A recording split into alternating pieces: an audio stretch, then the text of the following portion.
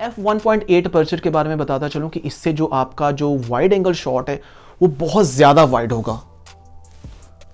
यानी सीरियसली बहुत ज्यादा वाइड होगा। अस्सलाम वालेकुम guys, welcome to let's try apple. My name is Sultan Haider. कैसे हैं आप लोग गाइज? जैसे जैसे वक्त गुजरता जा रहा है वैसे वैसे आईफोन 13 के बारे में मार्केट में जो र्यूमर्स हैं वो बढ़ती जा रही हैं। अभी रिसेंटली एप्पल एनालिस्ट मिंग ची को के मुताबिक जो एप्पल का जो फर्दर जो आईफोन की लाइनअप आने वाली है आईफोन 13 के नाम से, अब इसको हम आईफोन 13 कहें या आईफोन 12s कहें, जी हाँ, आईफोन 12s भी कुछ रिपोर्ट्स के मुताबिक आईफोन 13 का नाम हो सकता है। लेकिन आईफोन 12s काफ़ी कंफ्यूजिंग हो जाएगा क्योंकि एप्पल की जो नेमिंग स्कीम है वो पिछले कुछ सालों से बड़ी ही अजीब है। आपको याद हो कि आईफोन 10 के नाम पे आज सारी दुनिया उसको आईफोन X के नाम से जानती है और फिर 10s को आईफोन XS बोलती है। आप सोच सकते हैं कि आईफोन 12s अगर नाम होगा तो वो कितना अजीब सा नाम होगा, आईफोन 12s प्रो मैक्स, पता नहीं वो सो ऑन, काफ़ी लंबा होता जाएगा। लेकिन अभी हम इसको आईफोन 13 के नाम से ही डिस्कस करते हैं। तो मैं रिपोर्ट की बात कर रहा था आपके सामने कि मिंग ची को की रीसेंट रिपोर्ट के मुताबिक आईफोन के जो 13 की लाइनअप है उसके जो कैमराज हैं उसके अंदर एक मेजर चेंज आएगा। आज हम थोड़ा बारीकी से और बड़े ही सिंप्लीफाइड वे में इस चेंजेस को डिस्कस करेंगे कि ये चेंजेस क्या हैं, और आपकी बेटर अंडरस्टैंडिंग के लिए मैं इसको बहुत ही सादा तरीके से आपके सामने एक्सप्लेन करूंगा। इसके साथ साथ हम बात करेंगे आईफोन 13 के डिस्प्ले के बारे में जिसमें हमें काफ़ी मेजर चेंजेस देखने को मिलेंगी, और मज़ीद हम नॉच के बारे में बात करेंगे, बिगर बैटरी के बारे में बात करेंगे, और इसके साथ साथ इस साल की मैक्सिमम स्टोरेज क्या हो सकती है। सो गाइस, ये सारी एक्साइटिंग न्यूज़ और जितनी भी चेंजेस हैं मैं आप लोगों के साथ डिस्कस करने जा रहा हूँ इस वीडियो में। तो आपसे गुजारिश है कि ये वीडियो एंड तक ज़रूर देखिएगा क्योंकि ये वीडियो काफ़ी इंटरेस्टिंग होने जा रहा है। तो चलिए आज का वीडियो स्टार्ट करते हैं।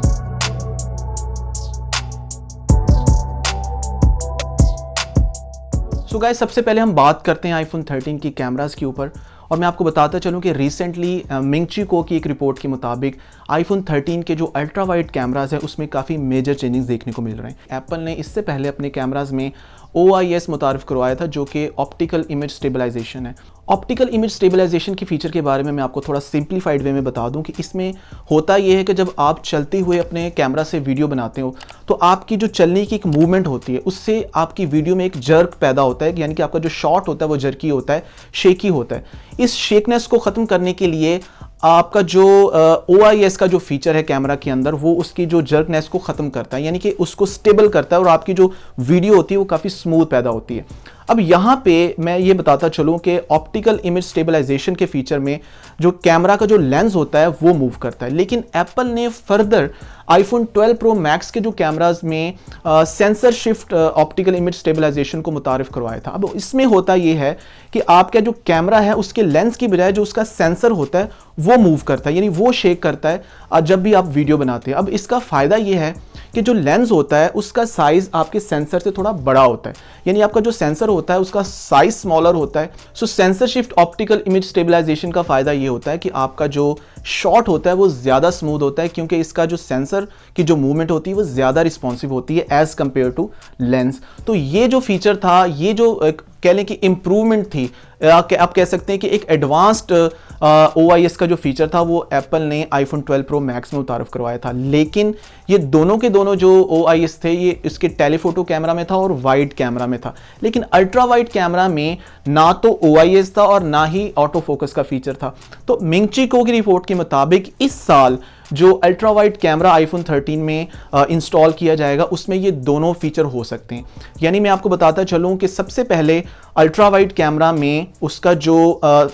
लेंस साइज है वो बड़ा होगा, यानी कि इससे पहले 12 प्रो मैक्स का जो कैमरा है अल्ट्रा वाइड कैमरा उसका जो अपर्चर है वो f2.4 है, और इस साल अब जो कैमरा आएगा वो f1.8 है, यानी वो पहले से ज़्यादा वाइड शॉट लेगा। उसके साथ साथ वो ऑटो फोकस भी होगा। अब यहाँ पे बहुत सारे लोग ये सोच रहे होंगे कि अल्ट्रा वाइड कैमरा में ऑटो फोकस का क्या काम, क्योंकि अल्ट्रा वाइड में तो हमने वाइड शॉट लेने होते हैं और वाइड शॉट जो होते हैं आपको पता ही है कि उसमें सिर्फ डिटेल कैप्चर होती है, उसमें फोकस का कोई एलिमेंट नहीं होता। लेकिन फॉर एग्जांपल आप मेरी तरह पहाड़ों पे जाने का शौक रखते हैं तो वहां जाके जब आप अपनी पिक्चर लेंगे तो आप अगर सामने खड़े होते हैं और बैकग्राउंड में आपने बहुत बड़े बड़े पहाड़ों को कैप्चर करना है तो वहां पे आपको फोकस करके एक वाइड एंगल शॉट बन सकता है। तो ये एक बहुत अच्छा फीचर हो सकता है आईफोन 13 के अल्ट्रा वाइड कैमरा में। इसके अलावा जो मैंने आपको सेंसर शिफ्ट OIS के बारे में बताया वो वाला फीचर भी हमें आईफोन 13 के अल्ट्रा वाइड कैमरा में देखने को मिलेगा। इसके साथ साथ मजीद ये है कि आईफोन 12 प्रो मैक्स का जो कैमरा था वो 5 पीस एलिमेंट बेस था, लेकिन इस साल जो अल्ट्रा वाइड कैमरा होगा आईफोन 13 प्रो और या प्रो मैक्स में वो 6 पीस एलिमेंट होगा, यानी कि उसके जो पीसीज हैं, जो उसके लेंस एलिमेंट हैं, वो उसकी तादाद 6 तक होगी, जिसमें हमें ज़्यादा लाइट मिलेगी, ज़्यादा वाइड एंगल उसका शॉट होगा। यानी कि ये सारी जो मेन चीज़ें मैंने आपको बताई हैं, उसमें ऑटो फोकस हो सकता है, उसमें sensor shift optical image stabilization हो सकती है, उसका जो अपर्चर होगा वो f1.8 होगा, और इसके साथ साथ हमें जो एक 6 पीस एलिमेंट होगा वो देखने को मिलेगा। इसके अलावा एक और न्यूज़ भी थी जिसमें हमें ये सुनने में आ रहा था कि जो नॉन प्रो मॉडल्स हैं उसमें भी हमें लाइडार स्कैनर देखने को मिलेगा। इससे पहले हमें सिर्फ आईफोन 12 प्रो और 12 प्रो मैक्स के जो मॉडल हैं वहाँ पे लाइडार स्कैनर देखने को मिला है, लेकिन इस साल हमें आईफोन 13 की जो पूरी लाइनअप है उसमें लाइडार स्कैनर देखने को मिल सकता है। तो ये कुछ एक्साइटिंग न्यूज़ थी आईफोन 13 के कैमरास के बारे में। सो गाइज, अब हम बात करते हैं आईफोन 13 के डिस्प्लेस के बारे में, जिसके बारे में तकरीबन हर र्यूमर में ये सुनने में आ रहा है कि इस साल 120 हर्ट्ज डिस्प्ले तो मस्ट आ रहा है। यानी इससे पहले हमें LTPO display Apple iPad pro के लेटेस्ट मॉडल में देखने को मिला, और इसके साथ साथ एप्पल वॉच सीरीज 5 में और 6 में देखने को मिला है। अब गाइज, LTPO डिस्प्ले में होता यह है कि जो स्क्रीन होती है उसका जो रिफ्रेश रेट होता है वो वेरी करता है, यानी रिफ्रेश रेट आपको 0 से लेके 120 हर्ट्ज तक मिलता है। अब इसका सबसे बड़ा फ़ायदा ये है कि आपकी जो बैटरी बैकअप टाइम होता है वो ज़्यादा अच्छा रखता है, यानी कि आपका जो रिफ्रेश रेट है वो आपकी बैटरी को डिस्टर्ब नहीं करता। और इसके साथ साथ होता यह है कि स्क्रीन जो होती है उसकी इंडिविजुअल पिक्सल जो होते हैं अपने आप को एक्टिवेट करते हैं। यहाँ पे इसको मैं ज़रा सिंप्लीफाइड में भी बता दूं कि जब आपकी स्क्रीन प्रॉपर यूज़ में होती है तो शायद उसके जो पिक्सल्स होंगे वो 120 हर्ट्ज तक रिफ्रेश रेट दे रहे होंगे, लेकिन जैसे ही आप यूज़ करना बंद कर देते हैं स्क्रीन को और आपकी स्क्रीन जो होती है वो बिल्कुल ब्लैक में चली जाती है, तो वहाँ पे अगर आप अपनी स्क्रीन पे ऑलवेज ऑन डिस्प्ले यूज़ कर रहे हैं तो वहाँ पे सिर्फ इंडिविजुअल पिक्सल उस पर्टिकुलर एरिया के ही एक्टिवेट होंगे, यानी बाकी तमाम की तमाम जो स्क्रीन होगी वो ब्लैक होगी, उसके पिक्सल एक्टिवेट नहीं होंगे। तो इस तरीके से एक तो आपकी जो एनर्जी कंजप्शन होगी बैटरी की वो काफ़ी बच जाएगी, और दूसरा आपको इससे रिलेटेड जो फीचर्स होते हैं, यानी कि आपको पता है कि सैमसंग में हमें ऑलवेज ऑन डिस्प्ले के फीचर मिलते हैं। ऑलवेज ऑन डिस्प्ले के बारे में बात करूं तो आपको पता है कि एंड्रॉयड के जितने भी मोबाइल्स हैं वहाँ पे हमें ये फीचर देखने को मिलता है, जिसमें प्यारे प्यारे क्लॉक्स होते हैं, अच्छी अच्छी नोटिफिकेशन होती हैं। और मेरे वो सारे दोस्त जो एंड्रॉयड यूज़र्स हैं वो मुझे इस चीज़ पे बड़ा तंग करते हैं कि यार आपकी जो आईफोन की स्क्रीन है वो इतनी अट्रैक्टिव नहीं है, लेकिन इस साल इंशाल्लाह हमें आईफोन 13 के जो मॉडल्स हैं वहाँ पे एटलीस्ट प्रो मॉडल्स में हमें ये चेंज देखने को मिलेगा, और ये काफ़ी एक बड़ी इंप्रूवमेंट है डिस्प्लेस को लेके एप्पल के, क्योंकि एक तो हमें रिफ्रेश रेट अच्छा मिलेगा। अब रिफ्रेश रेट में सिर्फ और सिर्फ ये नहीं होता गाइज कि जो उसका ऑलवेज ऑन डिस्प्ले का जो फीचर हम यूज़ कर पाएंगे, बल्कि सबसे ज़्यादा जो इसका मेन एलिमेंट है वो ये है कि जब हम यूज़ कर रहे होते हैं, जब हम अपने सामने स्क्रीन को यूज़ करते हैं, मूव करते हैं, टच करके आगे पीछे जाते हैं, तो ये जो मूवमेंट होती है इतनी स्मूथ होती है और ये एक्सपीरियंस इतना स्मूथ होता है कि जब आप इसको यूज़ कर पाएंगे तो तभी आप इसके बारे में जान पाएंगे कि ये कितना ही अट्रैक्टिव होता है। अब गाइज, जहाँ तक आईफोन 13 के लाइनअप के डिस्प्ले साइजेस का सवाल है तो मैं यहाँ पे आपको बताता चलूँ कि ये साइजेस हमें बिल्कुल आईफोन 12 की लाइनअप के जैसे ही मिलेंगे, यानी जिस तरह हमें 4 मॉडल देखने को मिले थे पिछले साल, इस साल भी आईफोन 13 में हमें 4 मॉडल देखने को मिलेंगे, जिसमें iPhone 13 mini, iPhone 13, iPhone 13 pro and iPhone 13 pro max होगा। सो गाइज, अब हम बात करेंगे द फेमस नॉच के बारे में, क्योंकि बहुत सारे लोगों को ये इश्यूज हैं कि एप्पल अपनी नॉच को कब कम करेगा या इसको मुकम्मल तौर पे अपनी आईफोन से कब रिमूव करेगा। तो मिंगची को की ही एक रिपोर्ट के मुताबिक ये सुनने में आया है कि एप्पल इस साल अपनी नॉच को पहले से शॉर्ट करने जा रहा है। ज़्यादातर जो न्यूज़ हैं वो इसके वर्टिकली कम होने के बारे में बताई जा रही हैं कि एप्पल की जो नॉच है इसकी जो डेप्थ है वो पहले से कम होगी, यानी इसकी जो ब्रेथ है वो उतनी की उतनी होगी, लेकिन इसकी जो हाइट है वो थोड़ी कम हो जाएगी। तो ये एक अच्छी न्यूज़ है कि चलें इस तरह से ही एक डिफरेंट जो डिस्प्ले हमें एक्सपीरियंस करने को मिलेगा। तो नॉच के मुकम्मल रिमूव होने का जो सवाल है उसके बारे में हमें आईफोन 14 या आईफोन 15 तक वेट करना पड़ेगा, क्योंकि इसके बारे में भी कुछ न्यूज़ हैं कि एप्पल मे बी 2022 में या 2023 में अपनी नॉच को मुकम्मल तौर पे रिमूव कर देगा और कोई ऐसी टेक्नोलॉजी मुतारिफ करवाएगा जिसमें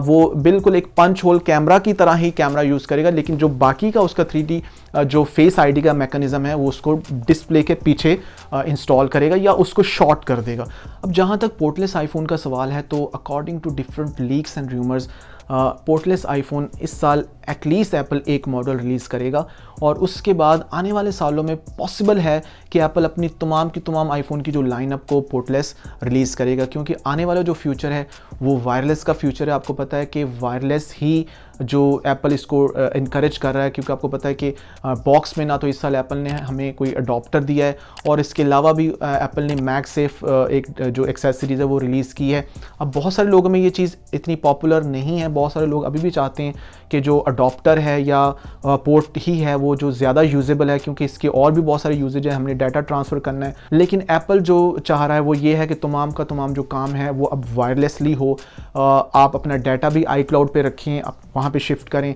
अब ये चेंज कैसा होगा, लोग इसको कैसे यूज़ करेंगे, ये यूज़र फ्रेंडली होगा भी या नहीं, इसके बारे में बात करना अभी इट्स टू अर्ली गाइज। अब हम बात करते हैं कुछ माइनर चेंजिंग्स के बारे में। तो मैं आपको बताता चलूँ कि इस साल के मोबाइल्स में हमें बेटर बैटरी, बिगर बैटरी देखने को मिलेगी, क्योंकि आपको पता है कि 120 हर्ट्ज रिफ्रेश रेट के साथ हमें बैटरी की जो साइज़ है, अच्छी बैटरी चाहिए। इसके साथ साथ हमें 5G टेक्नोलॉजी की जो एक सेकंड जेन देखने को मिलेगा। इसके अलावा स्टोरेज के बारे में बात करूं तो मैं आपको बता दूं कि इस साल हमें सुनने में आ रहा है कि एप्पल अपनी मैक्सिमम स्टोरेज को 1 TB तक लेके जा रहा है। अब 1 TB स्टोरेज जो है वो बहुत सारे लोगों के लिए यूज़फुल नहीं है, लेकिन वो लोग जो ज़्यादातर 4K में वीडियोस बनाते हैं, आपको पता है 4K अगर 60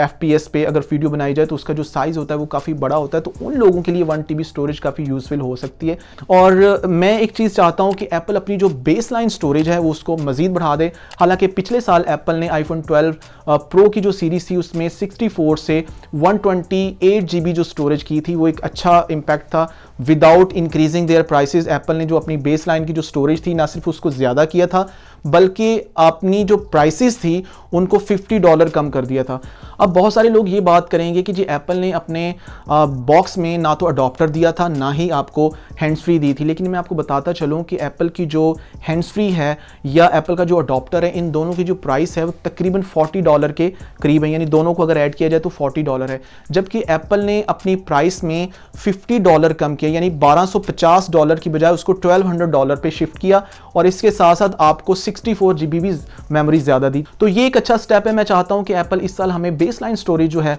वो 256 GB दे, फिर 512 GB, और फिर जो मैक्सिमम साइज हो वो 1 TB स्टोरेज में हो। सो गाइज, आपको आज का वीडियो कैसा लगा मुझे कमेंट सेक्शन में ज़रूर बताइएगा। अगर आपको वीडियो अच्छा लगा हो तो इसको लाइक करें, इस चैनल को भी सब्सक्राइब कर दें और बेल आइकॉन को प्रेस कर दें, और हो सके तो अपनी फैमिली और फ्रेंड्स के साथ ये वीडियो शेयर भी कर दें। और मैं इंशाल्लाह बहुत जल्द आप लोगों के लिए ऐसा ही इंटरेस्टिंग वीडियो लेके आऊँगा। तब तक के लिए मुझे दें इजाज़त। अल्लाह हाफिज़, पीस।